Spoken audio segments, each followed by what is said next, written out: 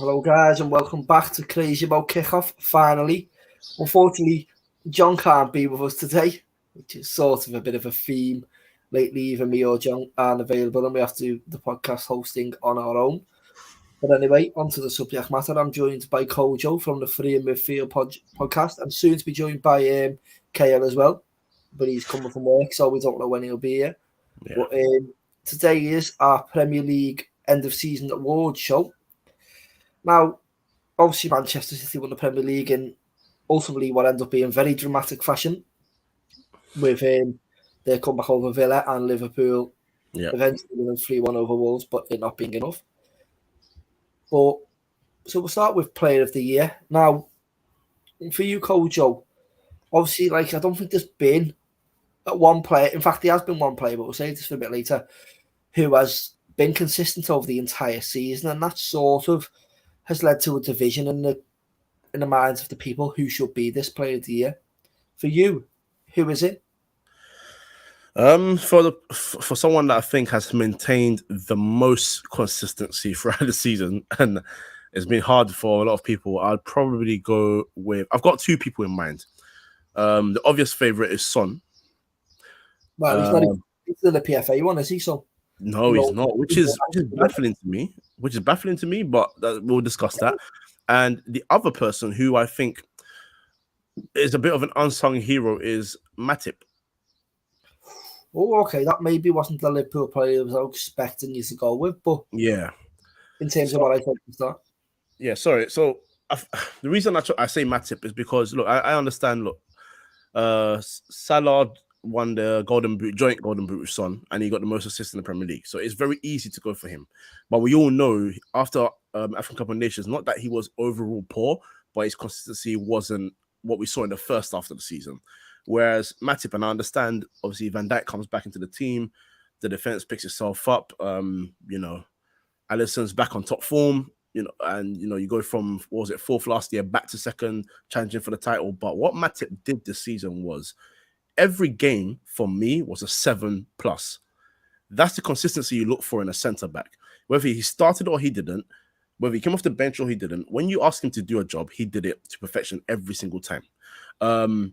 And that's a massive shout out for him because someone like Konate came in and he played very well as well. First season in the Premier League was solid.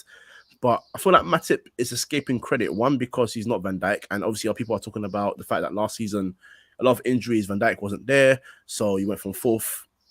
You were finished fourth the year before. Now you're second this year. So that's a Van Dijk thing.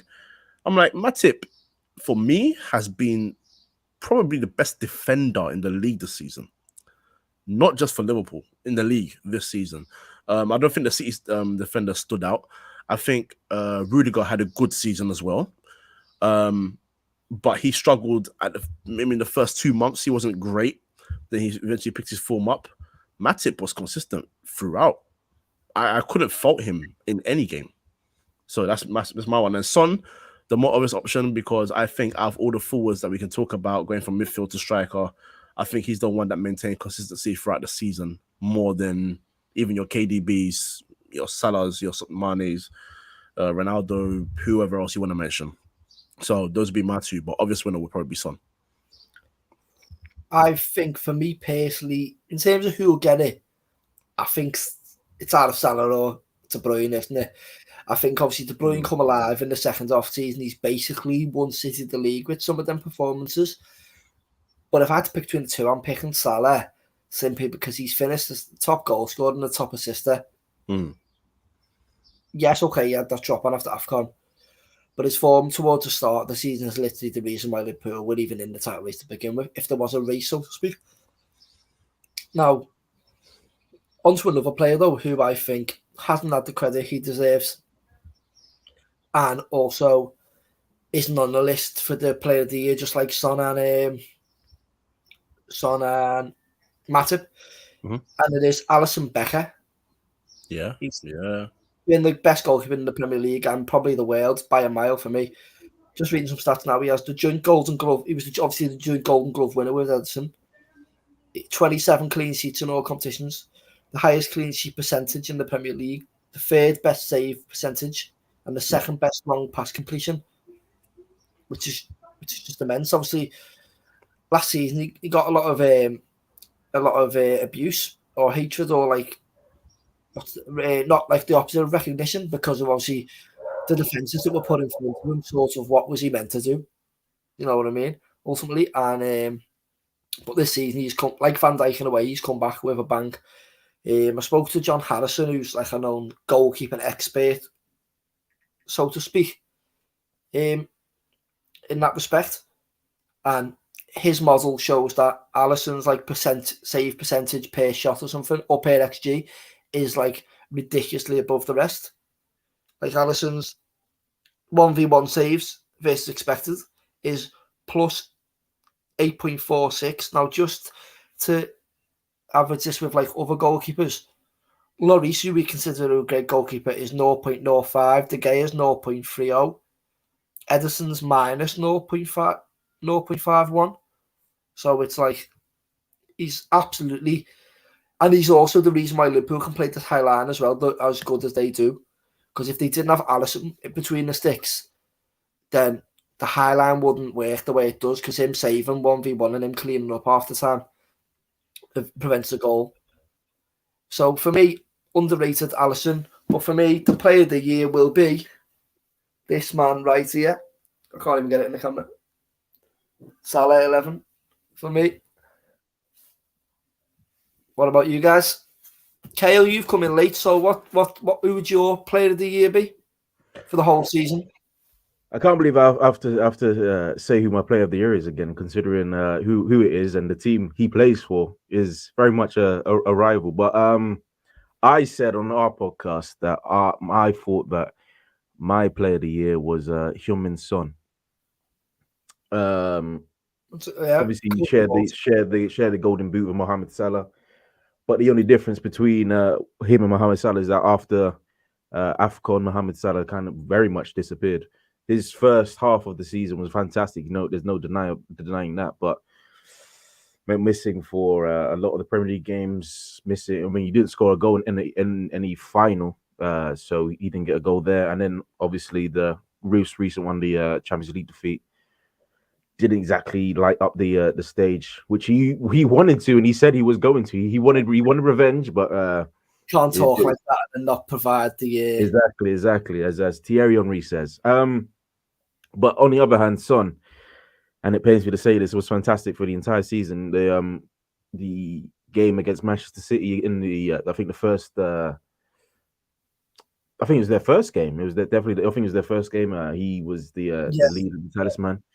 Carried Spurs to that top 4 position for the entire season, whilst certain number 9, Harry Kane, just didn't want to play for Spurs and decided that he wanted to take his ball and run home. But because Kane's in the nomination, like for the real one. I know it's disgraceful, absolutely. Because considering it's disgraceful.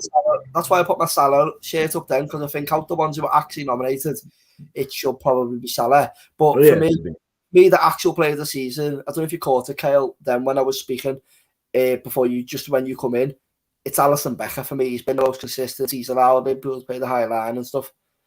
For me, anyway. But has he? Yes, he has been consistent. But at the very beginning, his levels were dropping. I think there were games where where everybody was like, "What the hell are you doing here?" Because he was making tons and tons of. It's not tons. By his standard, it felt like tons of mistakes, and none that I can. Obviously, there were games. I'm pretty sure you know, and you've witnessed them. I'm pretty sure everybody else has witnessed them. The only bad game I can think of Alisson having was the West Ham loss, where we lost 3-2, and it was whether he was fouled on after the first goal. And it's hard to say that you have bad games, considering that you finished on 92 points. So it's hard to spot them out. But there were moments in games where he was a bit shaky. A few mistakes were dropping in here and there. So that's plus. Yeah. You can't give player of the year to a goalkeeper. Unless it's Manuel Neuer. Let's get it. We'll do a vote then. We'll do a vote so we can come up with an overall one. And so I'm going to go with Alisson. But I feel like maybe Jim and Kale might disagree. Yeah, I said it just before Kale came. I give an unsung hero to Matic, but it's Son. It has to be Son. That guy, start to finish, it's one of them ones where you said it, Declan, before we started mentioning names, that it's been hard to pick players because they've all had spells, but they haven't run throughout the whole season, you know. But he's one person that he's probably maybe had like one bad month out of 8 or 9 months. So yeah, it's got to be him for me. Yeah, totally. Fair enough. Yeah, right. We'll move on to young players of the season now. See, there's a bit of a rough one with this because people obviously say like the likes of Trent, he was like 23, shouldn't be nominated. But for me, while he is, and with the season he's just had, Trent's the young player of the year. But we'll exclude. Do you want to exclude Trent or do you want to keep him in? If you want to push Trent, let's push Trent. I'm going to push Trent now after that season he's just had. Been unbelievable. Been his best season to date for me. I agree. I agree. He's been fantastic as well. You know, like if you know what I mean. Like he often gets criticised for this defense, like lack of defense or whatever, or like can't defend. He quite clearly can, and he's shown us that this season. He's certainly improved on it. And even like the final, like the Champions League final, people are saying, "Oh, it's Trent sleeping, whatever. He's not on Vinicius, whatever." But at the end of the day, it's the whole defense, and it results from Robertson being in the box basically, and Van Dijk having to go over. And people are slandering Van Dijk as well for not being with his man or whatever, but he's trying to cover the overlap from Robertson. Anyone who knows football, like you guys, me, we know that, but dopes on Twitter don't know that, and they just try and use us to have a go at Van Dijk. But anyway, I'm going a bit off topic there anyway, but but anyway, for me, it's Trent if we're including Trent, but if not, there is a man from Chelsea who I think his season's sort of gone under the radar because Chelsea haven't won nothing, and that's Mason Mount for me. I didn't think about him. I swear he got more goals and assists than De Bruyne. I'll triple check that now. But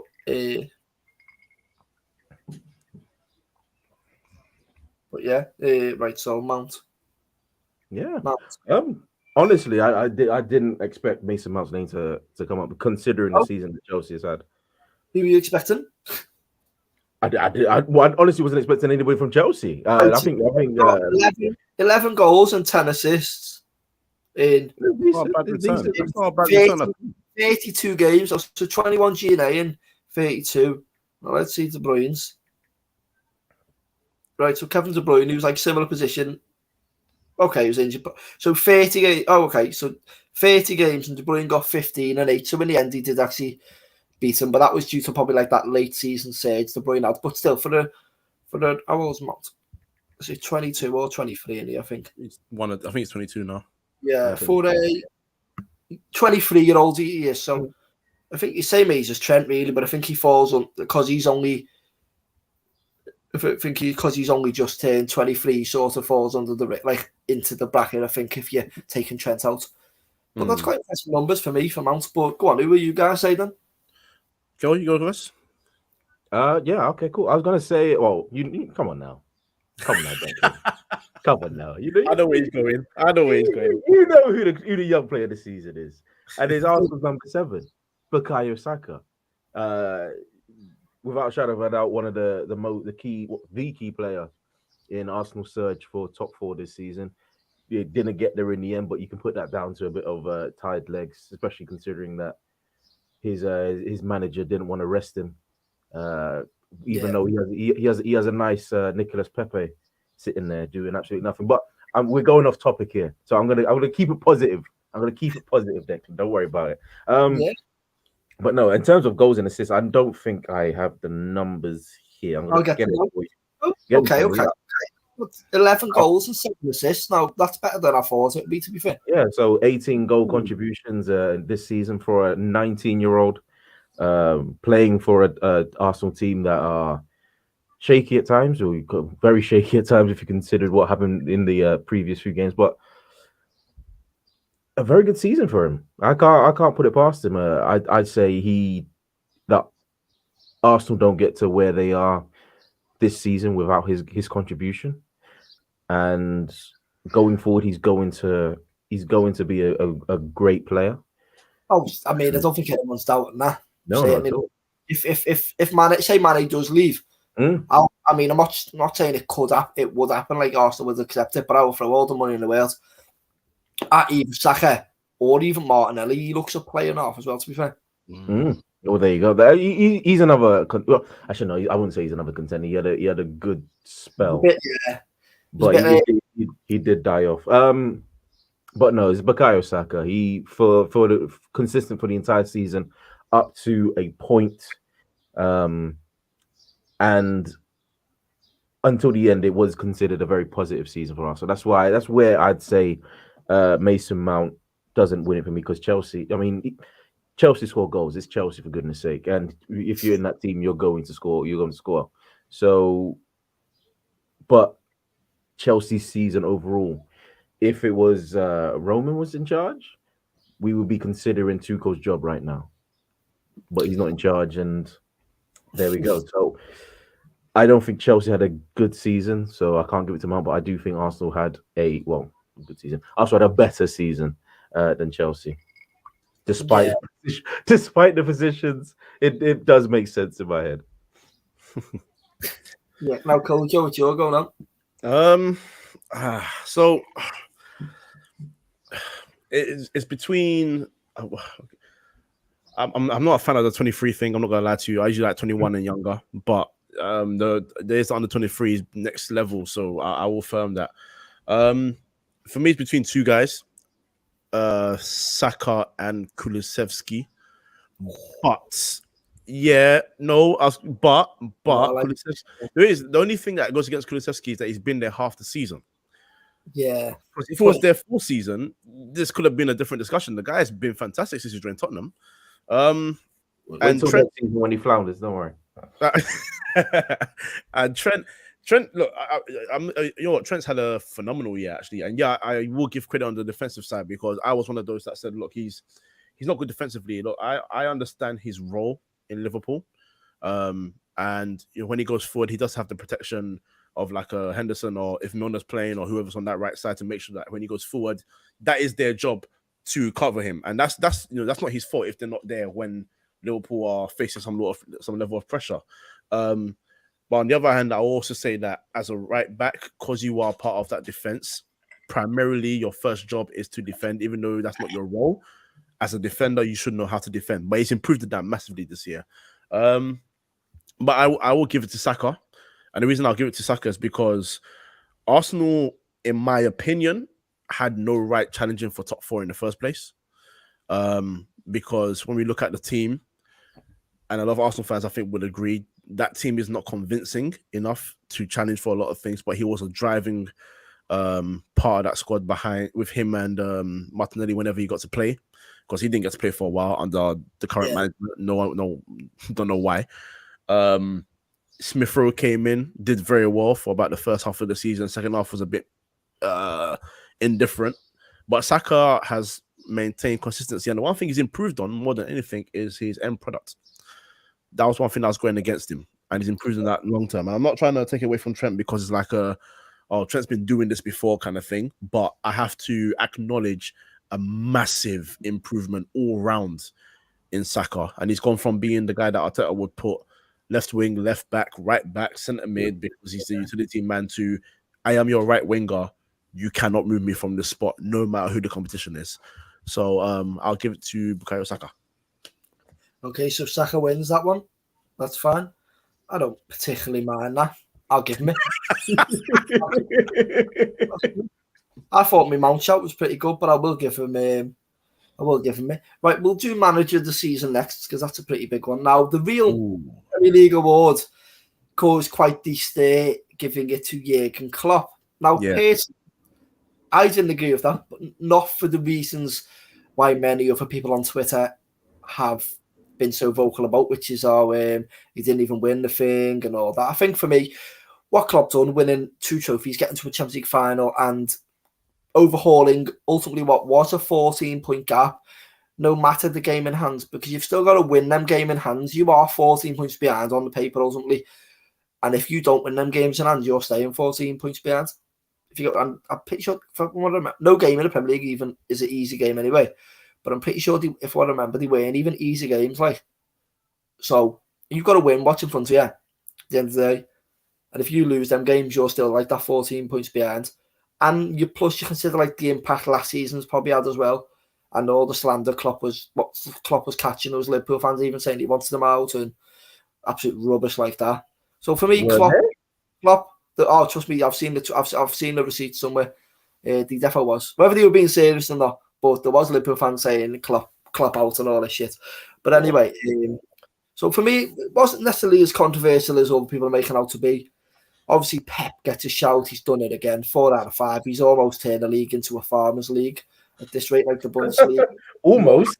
What do you mean almost? Well, yeah. But when a team finishes 1 point behind on 92 points, I get you. It is very competitive, and ultimately, Pep has got to get the best out of them players still to come where he comes and win it again. But I think there's a couple of other names who we can include, like Thomas Frank. Vieira as well, who was in the actual. They both had the actual shortlist. Now Frank was the one who I put my name out there and said, I think Thomas Frank deserves it. But another couple of opinions have come since, and a lot of people saying Eddie Howe, even though he only has had half a season. But what he turned that Newcastle team into, he is up there. Now I'll let Kojo go first on this one, I think. Manager of the year. I mean, Pep would be the easy one to say, but I'll stay. I think I want us to try and stay clear of that because, that's just, you win the league, you get it. I mean, that's just very simple. I'm gonna. Vieira was my pretty much. I'm very sure guy, but then when you mentioned Thomas Frank, that one kind of because.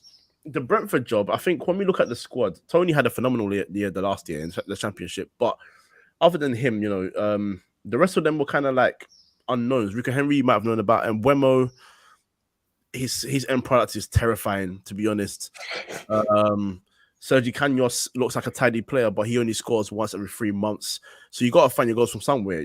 You mentioning him, he stuck to his philosophy, but on top of that, he was also able to adapt against certain teams and get points. And that's a big thing for me. I feel like there's a lot of managers that don't have plan A, B, C when it comes to different teams. And he's not doing it to adjust to a team to make sure that their strengths are countered. He's trying to make sure that his team has a chance to win the game. You know what? I'm going there.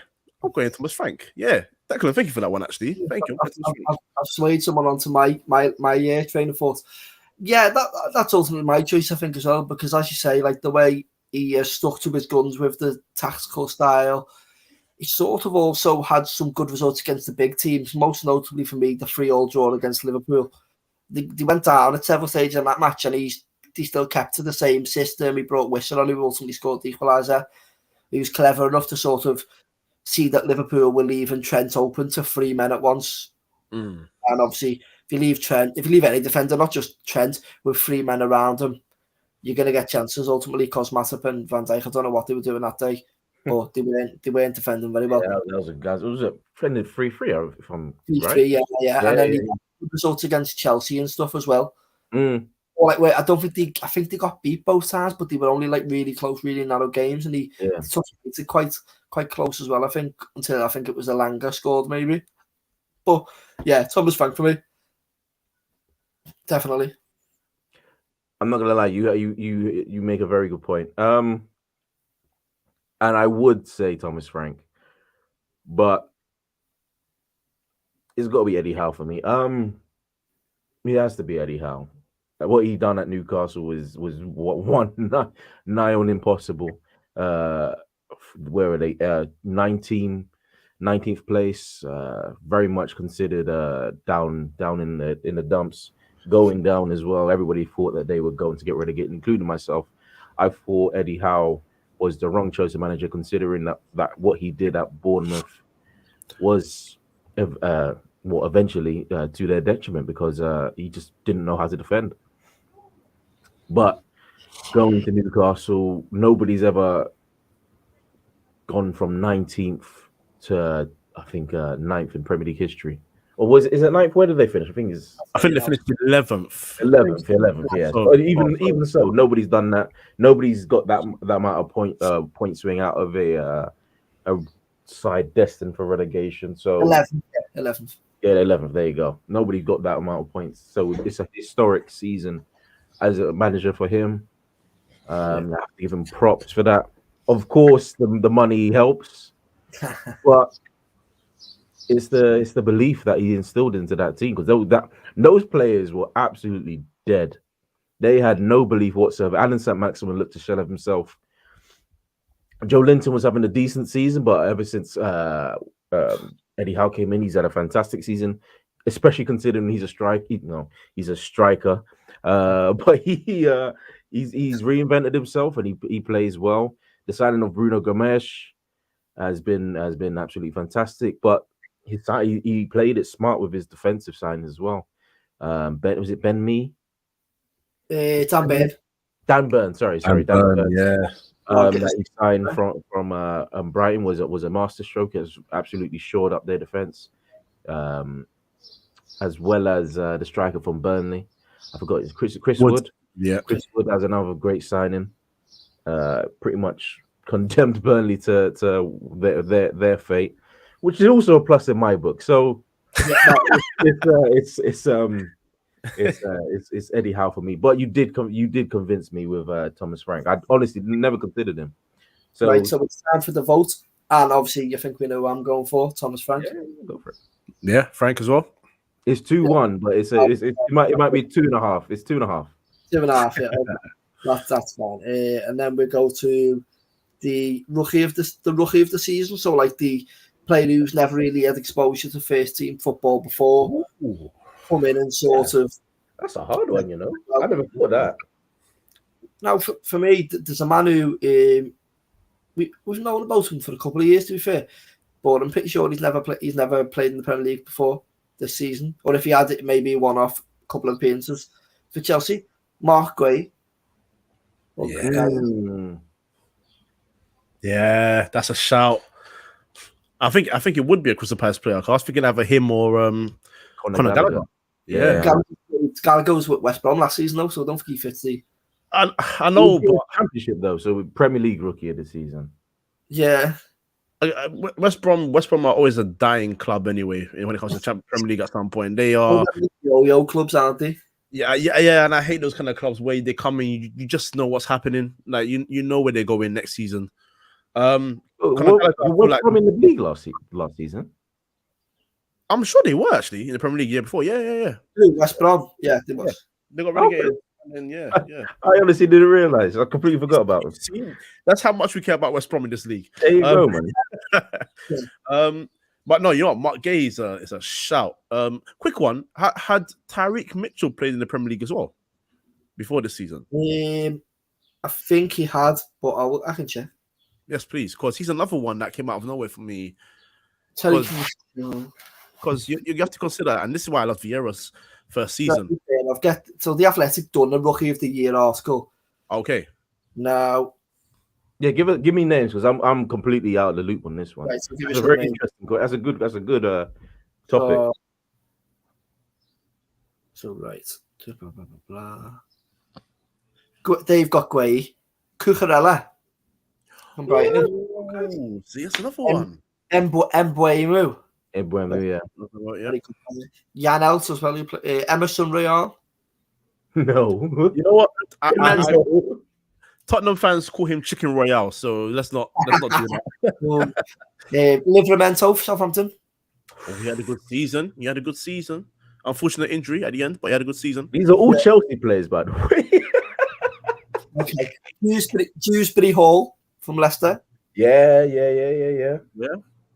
Sancho apparently is a rookie, but like I don't think he was good. Romero, I suppose, yeah, he's a rookie. I guess they call him a rookie because his first full Premier League season ever. I think that's what their criteria kind of is. Okay. Tommy Yasu. I don't know why this guy's here, but Josh Sargent.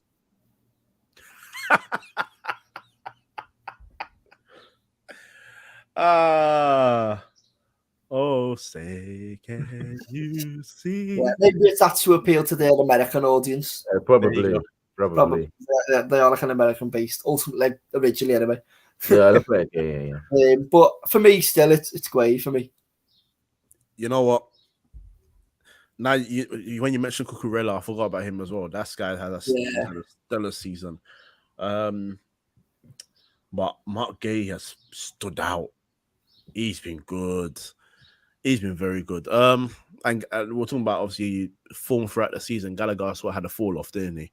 Whereas Gay, first full season in Premier League as well, you can argue that he might have been Crystal Palace's best player, actually. You think about it. Could have been, yeah, definitely. Yeah, you know what? I'm going with him. Yeah, I'm going with him. Why not? Shout out to Cucurella as well, because from La Liga, first full season in England, let alone in the Premier League in England as well. The way he performed, stand out. And when you've got teams like Man City and Chelsea chasing it, you can't be too bad. Do not let Man City get this boy. I'm tired of them doing this. I'm tired of it. Please, don't let him go there, please. Yeah, please don't. So the next award on my list was, where's it gone? was the signing of the season. Now that's an interesting one, considering I don't think many signings really have stood out. You could say Gallagher, I suppose, for this one. You could probably even say Gray as well. Again, he could be a double award winner. You can probably say Kanate, although as he played enough, depends whether you're focusing solely on the Premier League or on all the cups. Kulusevski could even have a shout with this one. Your boy could have. Your boy as well, Diaz. Diaz, of course. Yeah, he could have. Ericsson. Ericsson, yeah, that's a good job. I'll leave this one to Kale first, I think. I'm going to go Arsenal, of course. No, I'm joking. I think Tomiyasu's been decent. I think Tomiyasu's been very decent. He's very much our best right back. And what about Ramsdale, Kel? He improved us a lot. Yeah. I mean, he had many doubters before he joined. He did, and yeah. So yeah, I have to give the guy props. He had many, like you said, he had many doubters, and I was one of them, especially for the price tag that he was. We gave was it Sheffield United in the end. Williams, something like that, money. Sorry. Was it like 40 mil or something on it in the end, I think? It was 32, I think it was. Yeah. So it was a lot of money. And when we signed him, I think 32 million for a backup goalkeeper. That doesn't make any sense. But there you go. But lo and behold, he ended up becoming Arsenal's number one. And he performed fantastically for 3/4 of the season. It's just that latter half where we needed it the most. That's when the wheels turned off. Tomiyasu as well. Injuries kind of plagued him this season, but I think he had an absolutely stellar season, and I can't wait for what he shows next season. I don't know who to give it to, actually. I'm gonna give it to Luis Diaz. I think he absolutely tore up the Premier League this season. Obviously he was on the not the books, but Spurs were looking at him. And I'm grateful that Liverpool ended up getting him, because I think if he went to Spurs, then they would have had an outrageous attack. Even though they kind of do already, but it would have been even more outrageous. But Luis Diaz absolutely tore the Premier League, took it by storm. With no pre-season or no like. Yeah, there you go. Apparently Klopp told him just play on instinct, like, because obviously Klopp doesn't speak Portuguese and he didn't really have any time to bed in, so we just sort of told him apparently play on instinct. But while I think Diaz's 4 goals and 3 assists in 13 matches is impressive, I'm not sure he can be signed of the season. He was better by Kulusevski, who joined Tottenham in the same period of time, and he got 5 goals and 8 assists. Now I know that's different systems and probably more games and stuff like that, but I think if you're looking for one Liverpool player who probably is the sign of the season, it's probably Kanate for me. He was unbeaten for the whole season until obviously whole life, probably 20 something games, until obviously the final against Real Madrid. And I think he wasn't your worst player. No, definitely not. I think every time he played, he looked absolutely immense. I can't think of a time where he looked like he was struggling or even out physical, outpaced sort of thing. And for me, he's the future. Him and Van Dijk, depending on obviously how long Van Dijk stays at the top level for, the future of Liverpool's defence, and then ultimately when Van Dijk does pass on, it's obviously him and Gomez. I think that's why Gomez has been kept around, because if Gomez can stay fit, that is a very formidable duo. I think most teams would probably love to have that centre-back partnership. Not the thing is the problem for Liverpool, that partnership's not as formidable as Van Dijk and Matip right now. Certainly not. But I think in the future, you're certainly not looking at them and being like, oh, we need to get a centre-back in desperately. Joe Gomez still has a lot to prove. His injuries have played his career. If you say the injuries, fair enough. But I think in terms of his actual game, he was top class. Was it the year we won the league or the year before? One of them. Him and Van Dijk were the glue. He was that good. He was putting up numbers which were better than Van Dijk's even one seasons. Obviously, it's all on injuries, depending on how Joe Gomez's career goes from now on, to be fair. But for me, anyway, we've gone off topic again. Once again, seems to be always the case for us three, doesn't it? But Kanate, for me, sign of the season. Just probably more than anything for want of, there's not really many options you can really pick from in that sense, right, Joe? You've got to decide, mate. Yeah, I mean, it was a different name and we can debate it. Well, yeah, I'm thinking if you're talking about for the whole season, Konate, Gay, Cucurella, Ramsdale, Eriksen wasn't a full season. Kulusevski's impact was huge, considering the gap that Spurs were behind Arsenal. I've been saying for a while that, yes, I don't trust Spurs as a whole, but I feel like Kane and Son needed that third player next to them. Because I still think Lucas Moura is still at Tottenham because he's surviving off that one night. And, and I don't know what the hell Bergwijn's still doing there. Maybe he's going to survive off getting a win against Leicester last minute as well. That's Tottenham heritage. But if you're talking about full season, I mean, I don't think we have to. I think if you want to pick Kulusevski, because his impact. Look, so I was thinking between him and Diaz, but then I'm not gonna lie to you. This is not anything against Diaz. It's just me being salty. I shouted Diaz's name in a group chat about I wanted him because I'm a big fan of Portuguese football. I just say a lot of Portuguese players' names from Premier League because I like that league a lot. But when he joined Liverpool, I was fuming. I was not happy because I knew that he would. Klopp likes that kind of player. He likes a fiery forward that has energy and will just attack and drive. And he'll make sure the team gets so many chances for him that even if he shoots 10 times and scores only 2, he's done his job. He likes the guy, and it got me mad. But then at the same time, I can't be too mad because Solskjaer and Rangnick will not know what to do with him. So, it is what it is. Maybe Ten Hag would, but you never know. But anyway, I might have to give it to Kulusevski just because his impact for Tottenham was huge. They have been unbalanced going forward for so long, and they've been so predictable. So as good as Son and Kane have been together, to have that third body going forward has been so good for them. And I was go as far as to say, if they didn't sign Kulusevski, there's no way they're finishing in the top 4 spot. No matter what Son and Kane did, they needed that third player in there. So I'm going to give it to him. Yeah, I think I'm going to probably give it to him because, like you say, actually, in terms of changing a team's season around, which is probably what we look for in the start of the season anyway, which player impacted their team's finish the most. I can't think of anyone who has sort of had that impact on the team this season. Nah. So, yeah, I think can't think of it, Kulusevski's probably the one, isn't he, there?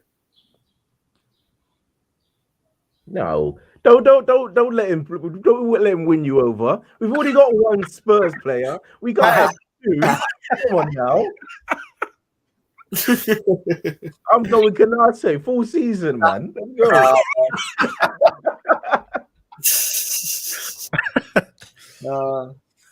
Well, I'm afraid you've been beaten. God damn it. Unfortunately, we've had an Arsenal play. We haven't actually had any Liverpool or Man City, which is kind of funny. But anyway, I think we might have a Liverpool player for this one. I think maybe goal of the season. Now, for me, I'll start. I think there's only one goal. There's 2 goals probably it's out of. But for me, the other one's a hit and hope. And 9 out of 10 times, he doesn't do the same thing. And unfortunately, it probably did cost my team the league, this goal, because Chelsea don't come back in that game if Kovacic doesn't score that absolute screamer and we go on to win the league by 2 points. But, oh well. And the other goal was obviously Mohamed Salah's goal against Manchester City. Yeah. I think for a man who's been accused of not being able to dribble and all this, to dribble past some of the world's best players, like one of the world's best teams, like that, and slot the finish home like he does against Ederson, who is maybe not as good goalkeeper as some people say he is, but still a very good goalkeeper. So I think Salah wins that for me. Do you know my difficulty with that one? It's not a difficulty because that's also a big game. That's a big game goal he scored. I think that's another thing as well, which obviously puts it like it was the biggest game as well. The top two. And ultimately, if De Bruyne, if Foden doesn't score, that goal wins the game as well. It's between that and the hit and hope. Were you talking about Kovacic? Yeah. Like, yeah, there's some like elements of he sort of meant it, but I think at the same time, no, he meant it. Don't do that. But I mean, in some respects, like 8 times out of 10 and whatever, he doesn't score that goal. And also, that's what makes it so special, wouldn't you say? Okay, but it was Kelleher in goal as well. I'm not saying Alisson gets to it. Oh, come on. Alisson's the goalie in the world, so. Yeah, and also, in the world is saving that shot. That's fantastic. It wasn't a worldy save, and it was a worldy goal, but at the same time, he tries that every other week, and it probably misses. Do you know what I mean? And Salah's took skill, it took like composure to like not flap it when you got all them defenders sliding around you, and that, and then to do the finish he done as well across the goal. It's not easy. That's all. You know, I'm not mad at the Salah thing. But what I'm mad at is you trying to take away this credit from Kovacic. I That's know, right? Because you can say that about a lot of volleys, like Zidane's volley in the Champions League. If he hits that another way, that doesn't go in. The bell. Okay. You know, so I think just give him some credit. It's a lovely goal. I'll give him credit, but you know. Which one do I prefer? I mean, you can pick a completely different goal if you can remember one, but they're just two that come. The only other goal I would put up there is Andros Townsend earlier in the season when he just ran past like 3 players and smacked it from distance. That's Townsend. Yeah, there's very few goals in football that make me scream. That made me scream, like actually scream. Probably because Townsend was the one that did it. Precisely. Yeah. But yeah, look, Salah's goal it's hard to when it's a big game like that. Bear in mind, Chelsea versus Liverpool is also a big game. So in those kind of it's not as for me anyway. It's not as obviously like top two. At that point in the season, though. At that point in the season, it was a big Chelsea game. was still in the title race that time, weren't they? Still in the title race. Yeah. No, they were. I think they was. I think they were. I think they might have been there. Also, didn't Salah score what might be argued a better goal than next week? I think he did against Watford. Yeah, it was very similar. But I don't know if that's if you take into account Watford and then you take into account Man City. Oh, I know. Yeah. Trust me. That's like comparing Goku to Krillin. But you know, okay. You know, I'll give it to Salah. I as much as I want to talk about the volleys and that goal blew me away. And Kovacic's one as well because he had to adjust mid-air. Like that's not an easy volley. Yeah, he didn't have to time it. Like he had to really adjust his feet and hit it. But for the occasion and for what it means and knowing that those two would go in the title race no matter what, I'm cool with Salah having that. Yeah. Right, so we've done young player, goal, signing and manager, haven't we? And a rookie. So we've got the overachievers of the season. So who's sort of outperforms what people expected them to. Oh, well, there's no debate. It's Ramsdale. I mean in terms of club, sorry. Yeah, because Ramsdale wins that all day long.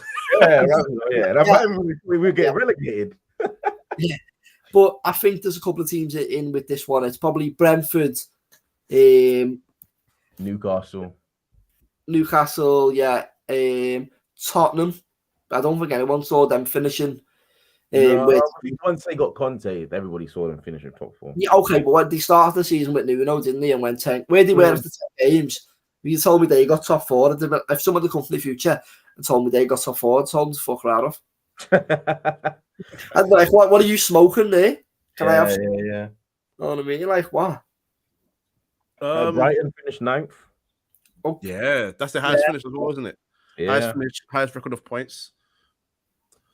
Watford, they finished 19th, not 20th. Had to be Norwich to save them, right? Bloody hell. Yeah, I mean, the ultimate yo-yo club. Them and Fulham. Can't lie, I thought Newcastle were done at the beginning of the season. I'm not gonna Yeah, lie. I think me and John said that on the pod a couple of times. Yeah. And no, actually, I said they were going to stay up because they would get that manager and they would get the signings. But I think John was pretty adamant even after they got Eddie out that they would go right down. Well, yeah, I mean, because they got taken over during the season rather than before the season, like the state that the squad was in, and bear in mind, like what House worked with, he only brought in Target on loan, Trippier, Dan Burn, Chris Wood, and Bruno Ramirez. So that's 5 players he brought in, and they're not bad players, but where they were from when they got taken over, and even the results from after, before Eddie Howe came in, I thought these guys were done. I thought they were done for. And beginning of the season, I thought they were done for as well. And it hurts me because I'm not a Newcastle fan by any means, but we got a friend called Craig that loves Newcastle. And the last time he was on our podcast, I told him at the beginning of the season that I'm sorry, his team's going down, and it happened. And I was so upset. I didn't want to say that to him. So when I said to him this season, I thought, damn, maybe I've got some bad luck charm against them. But no, honestly, I thought they were done and down for. And yes, the money does play a huge part in that. But I still didn't trust them with Eddie Howe as well. It's the spirit, in my opinion, that got them over the line eventually, because that club's been turned around massively. They were playing absolutely dreadful football under Steve Bruce and Rafa Benitez, to a degree, Rafa Benitez, but at least they were winning games under Rafa Benitez. With Steve Bruce, they were just losing. They were honestly the mentality. Like that sort of, as you're saying, like that was the fans and that. But like the whole like that I can't think of the word, but it creeped into the like that toxic nature. It creeped into the players when they weren't putting in the performances that some of them players are capable of. It felt like it honestly, watching them, it felt like they thought they were losers. They thought they were going down. I think at one point they thought they were done for, and just the belief that Eddie Howe's instilled in that team is he's done a fantastic job. And I think Newcastle, even like Coach said, despite the money, is Newcastle. Newcastle, from where they were to where they've ended up, is Newcastle there. Yeah, no, that's fair. Okay, we all agreed on that, or I'm happy with Newcastle. Yeah, I am. There's only one other team I was going to throw in there anyway, which was Brentford. But I think you've made a compelling case for Newcastle there, really. So now the underachievers. Now Kojo is not gonna like this one. As a fair KO, you might not either. You can say it because it's true. Obviously, my nice have got to be in there. But I think after the way the season ended up being, I think Arsenal might have to be there. They were a shoo-in at one point for top 4. I thought there was no way Arsenal were not getting top 4 at one point. I think underachievers is harsh. If you want to say the season bottle jobs, then it's Arsenal. But I don't think this season is Arsenal. They pick a season. I'm surprised you haven't said Everton. No, they're shit anyway. So. Oh well, there you go. No, obviously, could be Everton actually, because I don't care how bad they are. Maybe no one was expecting to finish where they finished. No, not even close to that. They have a decent squad. That squad should not be anywhere near that. Leeds as well. Actually, I didn't expect Leeds, but then again, they have a paper thin squad. When you take out Bamford and you take out a lot of injuries as well. You take out Phillips, you take out is it Cooper, the main defender? Yeah. It's like Liverpool not having like Van Dijk, Salah, and Fabinho or Thiago or something like that. Obviously, critically worse side. Ultimately Leeds, you could see that sort of. But with Everton, Arsenal, and United, maybe not. Especially the signings, United signed I believe he's called a Champions League Varane. He used to be. Yeah, maybe it's Europa League. Yeah. Now. He came and caught Man United syndrome. It's between those two. And for me, I'm still gonna say Man United because I mean, I didn't. You mean Gucci Everton? I called them Gucci Everton, and that kind of makes true. Because they buy players like Everton. There is no plan, but they spend a lot of money anyway, and then they just look. We signed Ronaldo, Varane, and Sancho, and I don't know about other Man United fans. Actually, no, I do know about other Man United fans, but for me, I still wasn't saying Man United were going to win the league because one, I didn't trust the manager. Two, we still had a midfield pairing that I just did not like and I would never like. I'm not even going to say their names at this point. Well, I think John called them at the start of the season. He called them something like Max Sauce. Max, oh, wow. I used to call him that in irony because he has no sauce whatsoever. And the back line, other than Varane obviously coming in, which, you know, he just, with his career at Real Madrid, you can't really go onto him. The rest of them I was never convinced by. But regardless, this team should not have struggled to get top 4. Arsenal finished 8th. Yes, them not getting top 4 towards the end of the season is poor, but they still finished in a position where you think they'd be happy to finish. Tottenham, before Conte, were not there to really challenge. And yes, their signings in January helped them big time. But considering the signings that Man United made and the expectation, they shouldn't have been challenging Tottenham either. They should have been near Chelsea. And if they should have finished behind anyone, it should be behind Liverpool, who were second.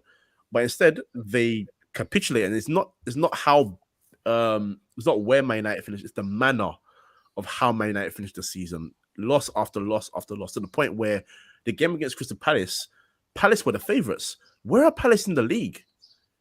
That tells you everything about Man United. So if it's about underachievers, oh, yeah. Sorry, Everton, you don't win this one. Gucci Everton wins this one. As much as I'd love to banter KL over Arsenal, bottom top 4, I don't think I can. Like you say, Kojo, United were just a shambles. Like, okay, you get rid of Solskjaer and you bring in a man who has... And yeah, he might... I mean, he's not even doing this consultancy role anymore. No. Now, me and Sean said it at the time, when you got Ranjik and it was like, oh, he's consultancy role. We thought, okay, that might be something... United might be scary again. Lol, were we wrong? Were we very wrong? Because now he's not even taking that consultancy role. Declan, sorry, can I ask you a question, though? Yeah. When Ranjik came in, did you have any sort of... I'll use a word that Man United fans had when they got him. Did you have any sort of fear that Man United will come back under him as a manager? But like I said, in a consultancy role, yeah, from what he can do behind the scenes, but not as he's a man who I think he managed like Dynamo Moscow or something before. Like, no fear. I thought it would take at least a season for you to get the new manager, the proper manager, not this interim fella, and then make some actual good footballing signings rather than like the likes of, okay, I think Sancho, once he gets good regular game time and adjusts to the Premier League, I think Sancho will come very good. He's a baller ultimately. I don't care what people say about the Bundesliga. You don't score that many goals and assists in the Bundesliga and be a bad player ultimately. Yeah. Bundesliga might exist, might not, but yeah, Werner will come good eventually, in my opinion, as well. But we'll see. Well, if there's one thing I want us to all take away from this season is the managers like Ranjik and Bielsa, who are apparently educators of the great managers now, but didn't win anything of note with their clubs. Let's stop bringing these guys into the upper echelon of managers. Ranjik had not won anything. In fact, he hasn't won a league title. Ole Gunnar Solskjaer has won a league title. That is damning, right? Apparently, Bielsa taught Pep Guardiola. Well, right now, their success doesn't compare. Their football. You have to ask yourself, what the hell did he teach him? Precisely. So, look, when he came in, I was like, okay, Ranjik, I know this guy's name. He's got a good reputation in football, but I can't remember his accolades. And when I checked his accolades, I sat there just looking at my screen like... It was spooky, shall we say. Oh, spooky. Spooky's like Casper. That's not spooky. It was fear. Yeah, it was fear. It was fear. People expect him to use these contacts like at Leipzig and at the other Red Bull clubs to bring in like some very good players. Well, some up and coming players. Anyway, like Haidara, you like sort of, I believe I've seen Slobozai's name floating about. Yeah, he's like that, like, exciting young talents who could potentially be the future of Man United. Oh yeah, no, he's really do that. His player identification is not a problem because he sat in the press conference and said, I told the club I want Vlahovic, I told the club I want Diaz, I told the club I want Alvarez, and they've all gone to different clubs. So identifying players is not an issue. Managing players is a whole different issue with Rangnick. But anyway, Man United sucked. We finished 7th or 6th. What was it? 7th? Yeah. No, 6th. Sorry, 6th. We finished 6th. Fumbled the bag, yeah.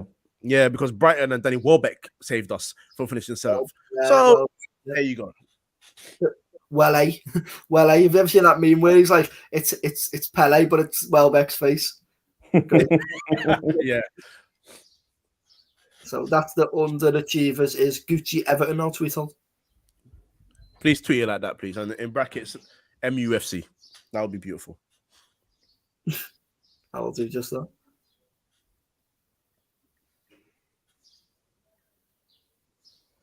Done. Right, now on to our we'll end the show on our predictions for next season. So I want 3 predictions from each person. Something that's going to happen next season. Now mine is I'm going to go Liverpool. I've got to go with my boys, haven't I? Liverpool to win. I'm not going to specify it, but one of the 2 big ones, so the UCL or the Premier League. Okay. Next season. I'm gonna go. Who's the promoted side? Fulham.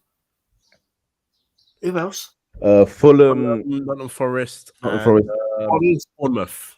Yeah, Bournemouth. I'm gonna go Fulham to stay up.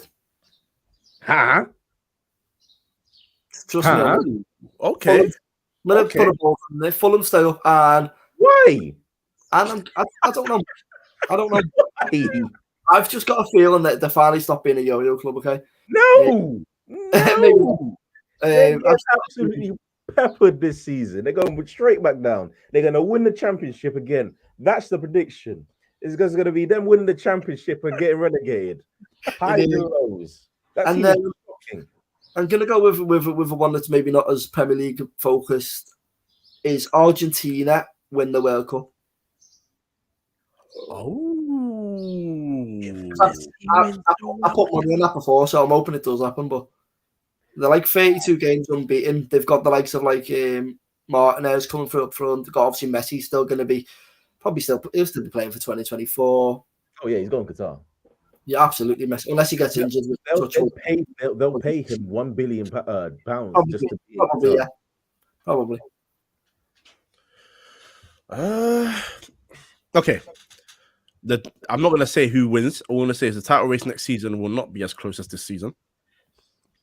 No, come on. Who do you think? No, I don't know who yet. I need to see who signs who and all that before. You can't say that and then say it's not going to be close.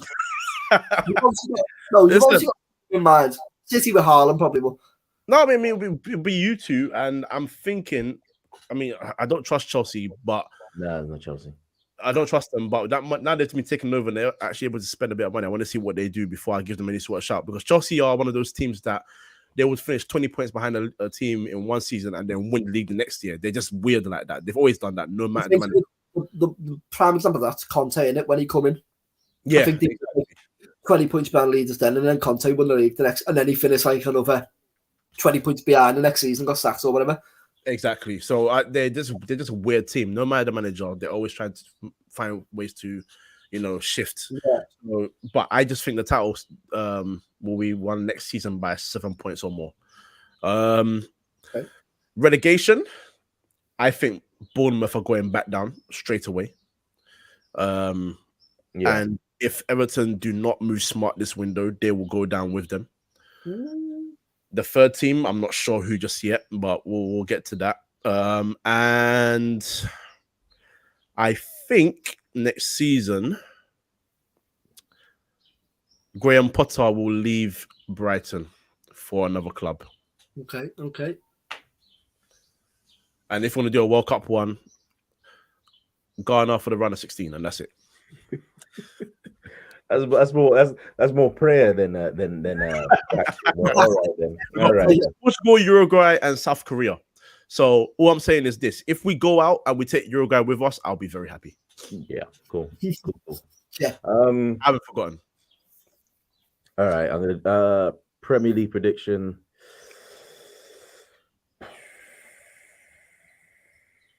City win it. Actually, no, that's boring. I think City are gonna win. I think everybody knows City are gonna win it. I'm gonna say Haaland scores 40. 40. 40. Ooh, really? Not in the league. Not in the league. Competitions. Overall. Okay. Who's going down? Newcastle finish 6. Oh, yeah. It depends on the business, yeah. And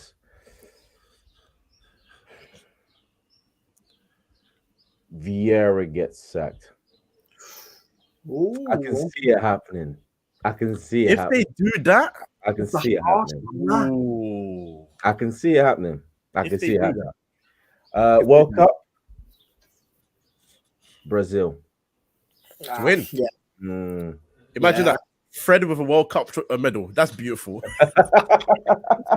Take it. We'll have like Alisson, Firmino, maybe if he's even in the squad by that point. Fabinho, I'll take that. Alisson, Fabinho. I'll allow it. Casemiro even as well. Casemiro's there. Neymar, Martinelli, Jesus. They got a good team. In fact, they got the 2 best goalkeepers in the Premier League. I even forgot. Yeah. Can I used to defender and play both of them in goal? There you go. Cunha is decent as well. Yeah. They got a decent team. Yeah. Daniel Alves has found himself. They might even put him in the team one more time. I think him and Marcelo go. Oh yeah. It's not anything like even if you don't play, just for like that sort of the experience factor and like the mentality, man. Like, look at Real Madrid in the final. Like, I'd say Liverpool with the better team, but that now the experience to play their game, not be worried by the fact that Liverpool created like whatever it was, 24 chances, and just do what they need to do. So experience in it, really. I'm interested to see what Portugal do as well, because they got a lot of attacking talent. João Felix. Ronaldo is that. João Felix. Is he still that old geezer? The manager, Santos, I think so. Yeah, they ain't doing crap. He's a problem. He's annoying. He still starts William Carvalho. I don't know why he does that. Yeah, man. But yeah. I'm gonna throw another. Now you spoke about Portuguese. I'm gonna throw another prediction in there, and it's Carvalho starts a lot more games for Liverpool than people think. Oh, Fabio Carvalho. Okay. Yeah, like the Harvey Elliott. I think Harvey Elliott this season was going to start a lot of our. He started like 3 of the first 4, and then obviously had that horrific injury. Yeah. I can see Carvalho starting quite a bit as well. Okay. Personally, that's not a bad shout. Yeah. I mean, I'm sure we'll see a load of bad shouts in him. I don't know if he's going to do it again, but Carl Anker, the Man United journalist for the Athletic, he does a name. Well, I don't know if he's going to do it this year, but last season he done a bad predictions amnesty. So you can throw in like your worst predictions or what you think like the worst predictions you make. And at the end of the season, obviously everyone looks back at them and either laughs or goes, that was actually surprisingly good. Worst prediction, Man United to win the quadruple. You heard it there first? There you go. Arsenal get top 4. That's my one.